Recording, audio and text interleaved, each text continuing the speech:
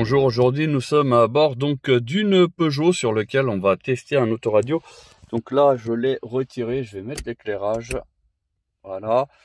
On a retiré, on l'a branché vite fait comme ça à l'arrache et on va mettre la clé. Voilà, donc là j'ai mis le contact et logiquement on est censé le voir s'allumer. Mais s'il s'allume pas,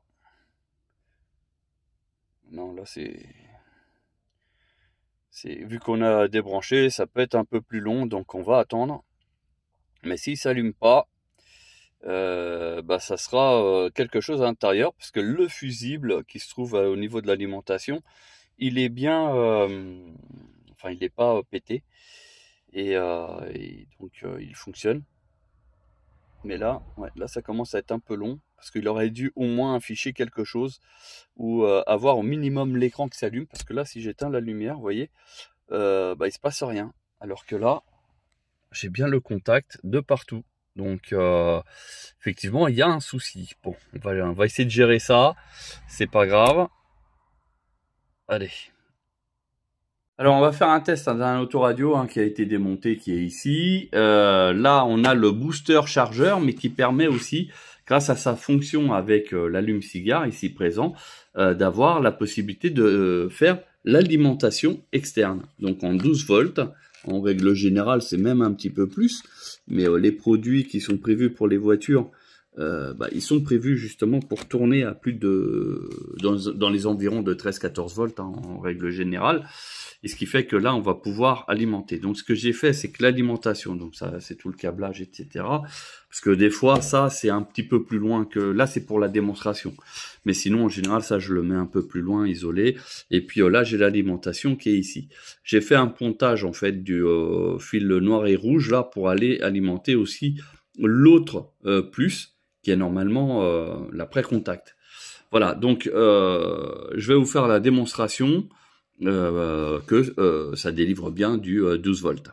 Alors là, j'aurais besoin des deux mains, parce que je prends le multimètre, donc ici, sur lequel il va nous afficher en fait le voltage précis.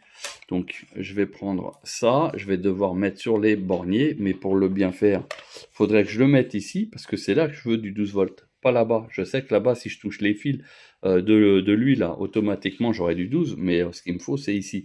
Parce que ça se trouve là, il y a un fil qui est coupé. Et s'il est coupé, si je teste directement là-bas, je ne le saurais pas. Voilà la petite astuce. Allez, on y va. Donc je reviens dessus, vous voyez, j'ai marqué, j'ai mis pour du 20 volts. J'ai déjà sélectionné ici, donc mon testeur y est. Là, regardez, j'appuie là-dessus une fois. Donc là, il y a les voyants qui sont en train de s'allumer. Il nous reste 75% de charge.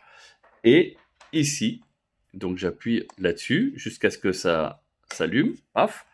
Et là, on va avoir, donc, on voit que c'est pas alimenté. Voilà pourquoi. Et oui. Donc c'est pour ça qu'il faut toujours contrôler. Alors que quand j'ai contrôlé là-bas, on avait bien une alimentation. Donc ce qui veut dire que il y a un fil ici qui est tout simplement coupé. Et maintenant, il faut deviner lequel.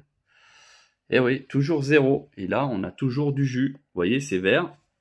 Et là, on n'a rien. Et on est bien connecté ici. Bon, on reprend l'alimentation, le tout. Donc ici, j'appuie un coup.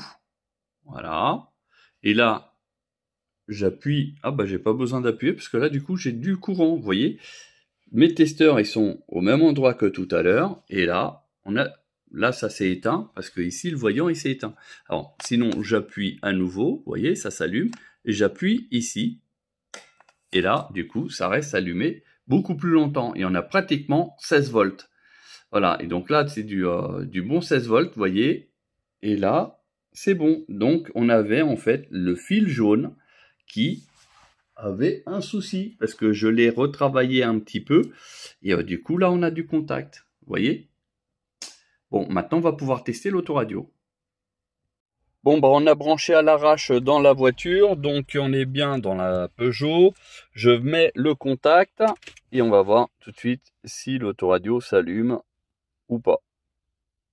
Et ben voilà, c'est tout ce qu'on lui demandait. Donc comme quoi, donc là, il est il va s'allumer. Donc bien sûr, comme il a été débranché automatiquement, ça va demander plus de temps. Et puis pour ceux qui sont intéressés donc pour une intervention, n'hésitez pas. Et puis on fait le nécessaire sans aucun problème. Voilà, donc écoutez, sur ce, bonne journée et à bientôt.